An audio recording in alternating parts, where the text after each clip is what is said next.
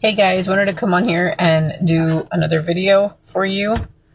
I am turning on all the lights I possibly can in my truck, and hopefully I do not forget to turn these things off, because last time I forgot to turn the ones right by the rearview mirror off. So hopefully I don't forget. Anyway, I prayed before doing this video. I'm not really sure what the message is going to be, but I wanted to share a message before I get down. Sometimes I want to do these messages when I'm inside my home, but sometimes I get a lot of interruptions, so it's kind of hard, to do these videos. But I don't have a lot of batteries, so I don't know how long this message will be, but I want to go ahead and share something anyway. So hopefully it's a good one. So we're going to talk a little bit about what I do. So every morning I wake up and I go directly to my Facebook, and I go there and I look at my memories, and I go there to remind me of all the work that I've done, or just, memories that I've had in the past, and whatever I like to share or reshare, I do.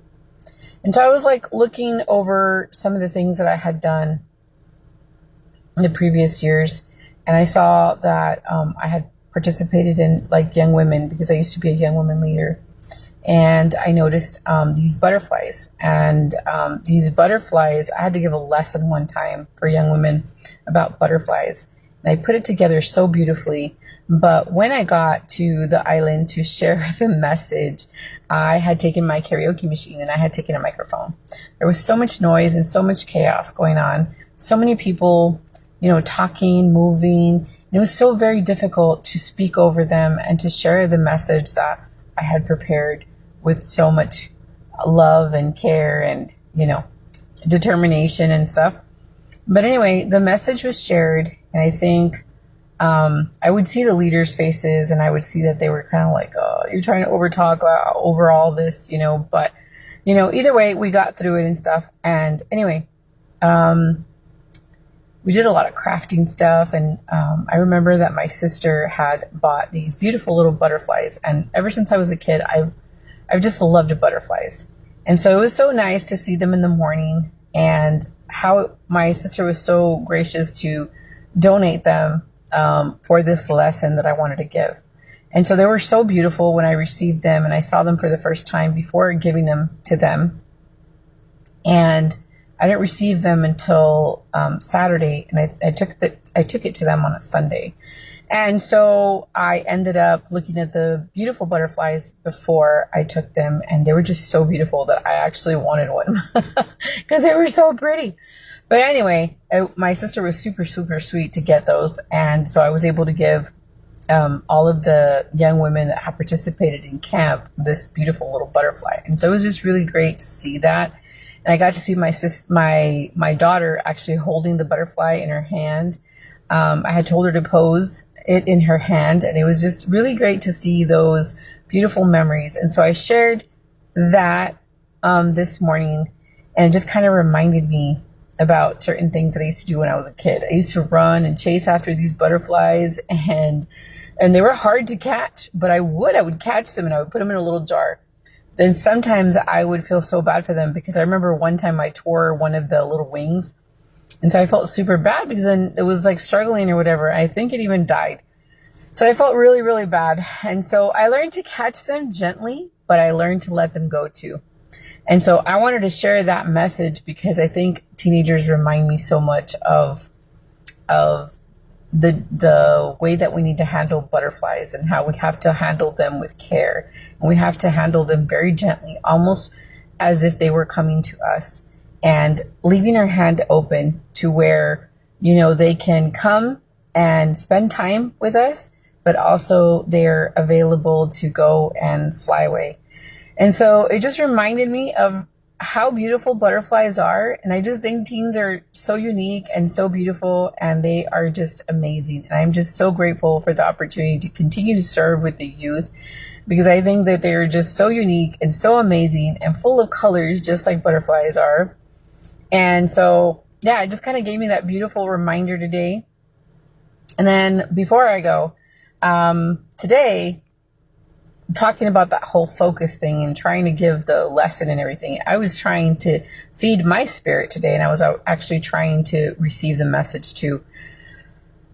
There was so many interruptions that I had today, and I tried to get the message in the morning before I started my day, because I think it's important to start with scripture study, because it just really sets the mood for the day. It really, really helps you tackle the day in such a way that you don't feel worried, you don't feel stressed. My heart and my mind are at peace. And so, yeah, I was struggling today. I had a lot of interruptions, but I got some things done that I needed to do.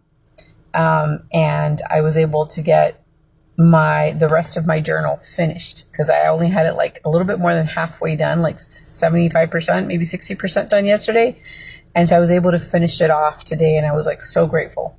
I wanted to start another page, but by that time I had to start doing dinner, and I started having to, worry about hubby coming home, and I had to prepare 2 different meals because I have to eat a certain way with hubby, and then my kids are eating another way. And so it's like really, really hard for me to kind of like, to get everybody fed in a way that they are happy. My kids are kind of like sick and tired of chicken already, and I'm trying to flavor it in so many different ways, and I'm trying to flavor vegetables in all different kinds of ways so that, hubby's happy and the kids are happy, and I'm trying to keep my sanity. I'm not gonna lie, I had some chocolate covered pretzels and yogurt covered pretzels yesterday because I need to keep my sanity.